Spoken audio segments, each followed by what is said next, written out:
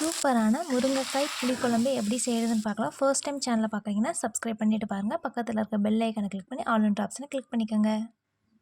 ஒரு கடாயில் கொஞ்சமாக நல்லெண்ணெய் சேர்த்துக்கலாம். புளிக்குழம்புக்கெலாம் நல்லெண்ணெய் சேர்த்தா டேஸ்ட் ரொம்பவே சூப்பராக இருக்கும். ஒரு டீஸ்பூன் கடுகு உளுந்தம் பருப்பு சேர்த்து நல்லா பொரிய விட்டுடலாம். 1/4 டீஸ்பூன் அளவு வெந்தயம் சேர்த்து அதையும் நல்லா பொரிய விட்டுடலாம்.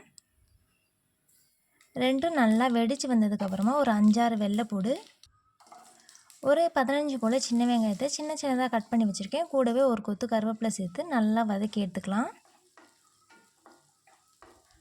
இப்போ இது கூட 2 பச்சை மிளகாவை சைடில் கீறி சேர்த்துக்கலாம். வெங்காயம் நல்லா வதங்கினதுக்கப்புறமா 2 தக்காளியை கட் பண்ணி சேர்த்துக்கலாம். தக்காளி நல்லா வதங்கிறதுக்காக கொஞ்சமாக உப்பு சேர்த்து வதக்கிக்கலாம். உப்பு சேர்த்து வதக்கிறப்ப வெங்காயமும் தக்காளியும் நல்லா கிரேவி பதத்துக்கு வந்துடும். இப்போது வெங்காயம் தக்காளி நல்லா கிரேவி மாதிரி வந்துருச்சு. இப்போ இது கூட 2 முருங்கைக்காவை கட் பண்ணி வச்சுருக்கேன், அதையும் சேர்த்துக்கலாம். சேர்த்துட்டு அந்த தக்காளி வெங்காயத்துக்கூடயே இது நல்லா வதக்கி விட்டுக்கலாம். நல்லா வதங்கினதுக்கப்புறமா கொஞ்சமாக உப்பு சேர்த்துட்டு 1.5 டேபிள் ஸ்பூன் அளவு வீட்டில் அரைச்ச மிளகாய்த்தூள், 1/4 டீஸ்பூன் மஞ்சள் தூள், 1/4 டீஸ்பூன் அளவு பெருங்காயம், 1 டீஸ்பூன் அளவு மல்லித்தூள்.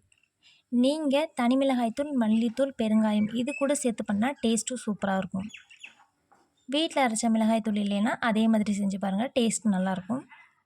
இப்போது எண்ணெயிலே நல்லா முருங்கைக்காய் எல்லாத்தையும் மசாலாலாம் நல்லா வதக்கி விட்டுட்டு இப்போது தேவையான அளவு தண்ணி சேர்த்துட்டு நல்லா கலந்து விட்டுருங்க. கலந்து விட்டுட்டு மூடி போட்டு மூடி ஒரு 5 நிமிஷம் நல்லா வேக வச்சுக்கோங்க. வெந்ததுக்கப்புறம் பார்த்திங்கன்னா முருங்கைக்காயோட கலர் நல்லா சேஞ்ச் ஆகிருக்கும். இப்போ இது கூட கொஞ்சமாக புளி கரைசல் சேர்த்துட்டு நல்லா கலந்து விட்டுட்டு இப்போ ஒரு 2 நிமிஷம் நல்லா வேக வச்சுக்கலாம். 2 நிமிஷம் ஆகிடுச்சு. நம்மளோட முருங்கைக்காய் புளிக்குழம்பு ரெடி ஆயிடுச்சு. கண்டிப்பாக ட்ரை பண்ணுங்கள், அவ்வளோ சூப்பராக இருக்கும். சாதத்தோடு வச்சு சாப்பிட்றப்ப டேஸ்ட்டாக இருக்கும். இது கூடவே கொஞ்சமாக அப்பளம் வச்சு சாப்பிட்டிங்கன்னா நல்லா ஃபுல்ஃபில்லாக இருக்கும். பாய்.